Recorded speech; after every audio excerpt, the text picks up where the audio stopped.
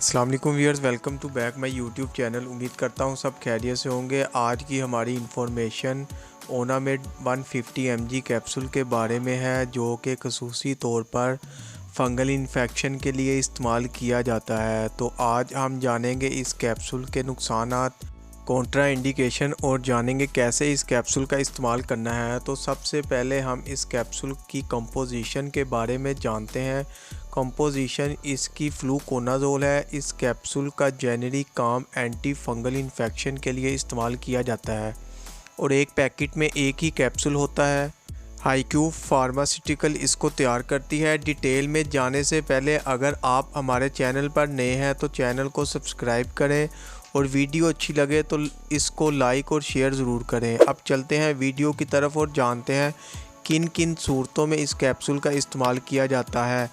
Yeast infection में इस capsule का इस्तेमाल किया जाता है। इस इन्फेक्शन में ये होता है, फ़ीमेल की वजाइना में इन्फेक्शन पैदा हो जाता है जिसकी वजह से वाइट डिस्चार्ज पानी खारिज होता है। लिकोरिया की सूरत में और वजाइना में खारिश भी होती है। तो ऐसी फ़ीमेल्स के लिए इस कैप्सूल का इस्तेमाल करना नहायत मुफीद है। इस कैप्सूल के इस्तेमाल से इन्फेक्शन ठीक हो जाएगा। इसके अलावा प्रेगनेंसी के दौरान भी औरतें इस कैप्सूल का इस्तेमाल कर सकती हैं, क्योंकि बाज़ औक़ात प्रेगनेंसी में भी वजाइना से पानी डिस्चार्ज होता रहता है। तो ऐसी सूरत में भी ये कैप्सूल इस्तेमाल किया जा सकता है। इसके अलावा लेग वार्म के लिए भी ओनामेड 150 mg कैप्सूल का इस्तेमाल कर सकते हैं। लेग वार्म भी एक बीमारी है।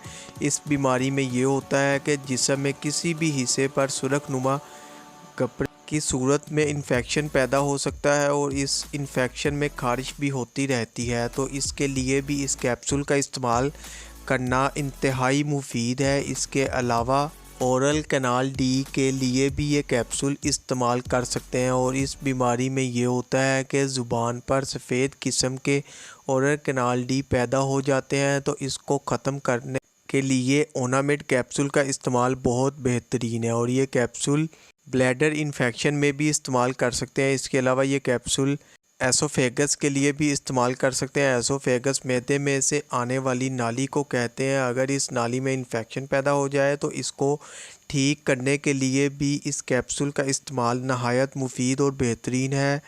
फंगल इन्फेक्शन नाखूनों में भी पैदा हो जाता है, जिसकी वजह से नाखून काले हो जाते हैं और गिरने लगते हैं। तो इसके लिए भी ये कैप्सूल बेहतरीन है। इसके अलावा फंगल इन्फेक्शन बाज़ औक़ात रानों के अंदरूनी हिस्सों में दांत नुमा रैशेज़ पैदा हो सकते हैं। तो इसके लिए भी ये कैप्सूल बहुत मुफीद है। ये थे इस कैप्सूल के फ़ायदे। अब बात करते हैं साइड इफ़ेक्ट्स के बारे में, यानी कैप्सूल के इस्तेमाल से क्या क्या साइड इफ़ेक्ट्स पैदा हो सकते हैं। मतली और उल्टी हो सकती है, सर में दर्द हो सकता है, सर का चकराना हो सकता है, मुंह का जायका चेंज हो सकता है, ज़ुबान का खुश्क होना, ये भी साइड इफ़ेक्ट्स है। पेट में दर्द हो सकता है और इसके अलावा दस्त का लगना हो सकता है। ये थे इसके साइड इफ़ेक्ट्स, जो कि 100 में से किसी एक को हो सकते हैं। इनमें से कोई भी साइड इफ़ेक्ट्स होता है तो इस कैप्सूल का इस्तेमाल बंद कर दें और अपने डॉक्टर से मशवरा करें। अब जानते हैं कैसे इस कैप्सूल का इस्तेमाल करना है। दिन में एक कैप्सूल इस्तेमाल होता है और एक माह में 4 कैप्सूल इस्तेमाल करें, यानी एक हफ़्ते में एक कैप्सूल, और इसका नतीजा 3 से 4 हफ्तों के बाद आपके सामने आएगा।